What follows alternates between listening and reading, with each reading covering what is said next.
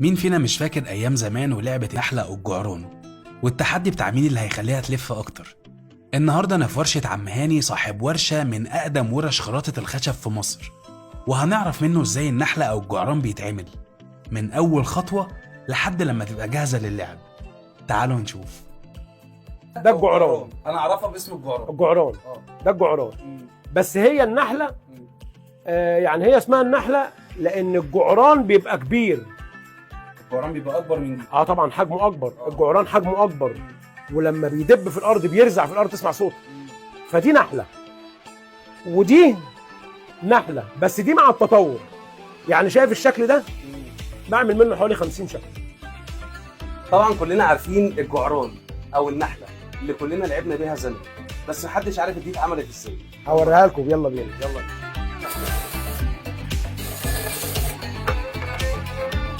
يلا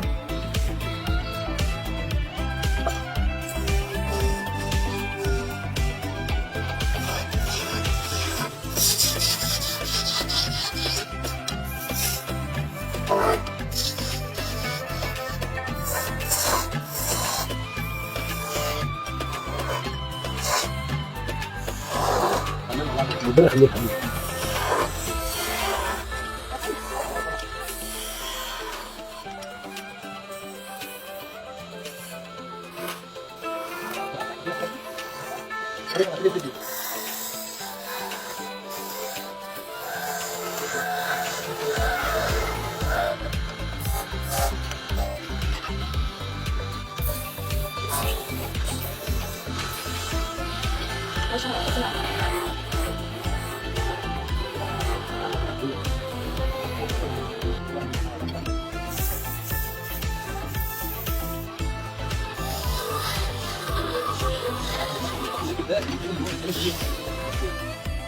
الله ينور يا عم هاني. حبيبي يا ابو درش.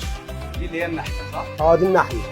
يلا بينا نلفها دلوقتي احنا هنجربها بقى يا عم هاني بعد ما حالا. تلف عليها اي خيط، اي خيط.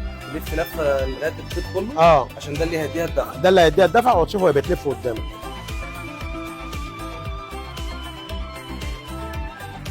اهي.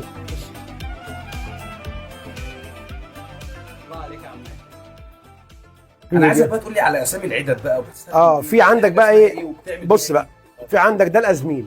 ازميل اول حاجه بنعملها لما بنركب قطعه الخشب بنشتغل بالضفر. ده اسمه ضفره او ضفر. هو ليه متسمي كده؟ لان هو شكل الضفر، شكل الضفر بتاع الصباع. الضفر بتاع بص من هنا، لا من جوه، يعني كده شكل الضفر. يعني انت لو الضفر بتاعك ده طول تلاقي في تجويف كده من جوه، فمتسمي ضفر. وده منقار. وده ازميل، ده اللي بيمسح الشغل بينظفه. يبقى ده منقار. ده منقار وده ازميل. وده ازميل وده الازميل. طبعا هنعرف لكم طبعا الحاجات دي بيستخدمها ازاي، والجهاز ده نفسه اسمه ايه؟ مخرطه. دي مخرطه. ودي شوكه. وده مرزاب. ما شاء الله. في المرزاب ده بقى كتير. طبعا المرزاب ده بص شكله. ده بينعم. شكله المرزاب اهو عباره عن حاجه زي الضفر بس صغير.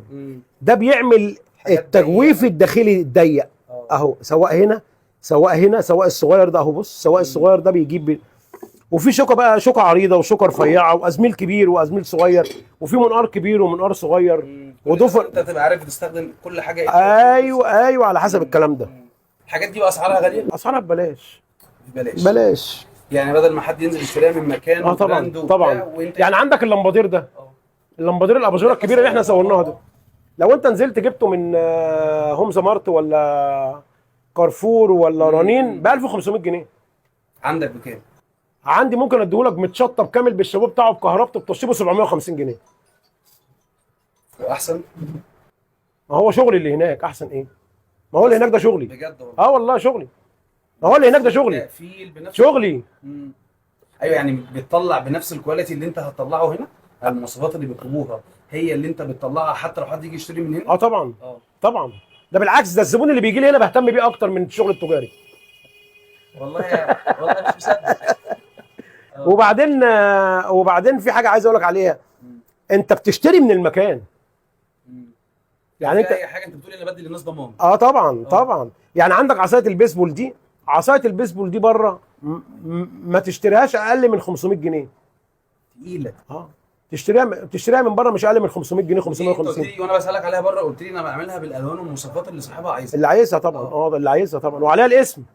عليها الاسم، اهو الاسم اهو، الاسم مكتوب عليها اهو.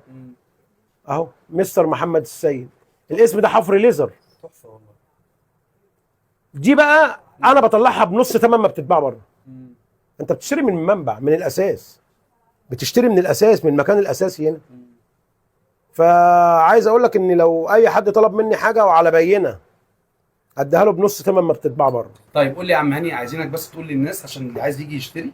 طبعا الجوده طبعا ما فيهاش كلام، جوده ما فيهاش كلام، جودتك احسن من طبعا أحسن من طبعا اللي بره. طبعا طبعا. طيب قول لي للناس طيب عنوانك عشان لو حد انا 51 شارع الملك الصالح، متفرع من شارع شبرا، بجوار اسم الساحل، شبرا مصر. شبرا مصر.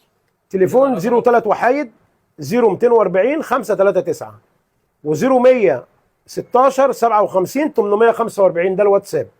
طبعا عم هاني نوروني في اي وقت. 50% لاي حد هيشوف الفيديو ده طبعا ويقول له انا من طرف مصطفى دي. طبعا ده بجد طبعا. مش دعايه. ده الكلام ده الكلام الخصم بجد. ده لمصطفى.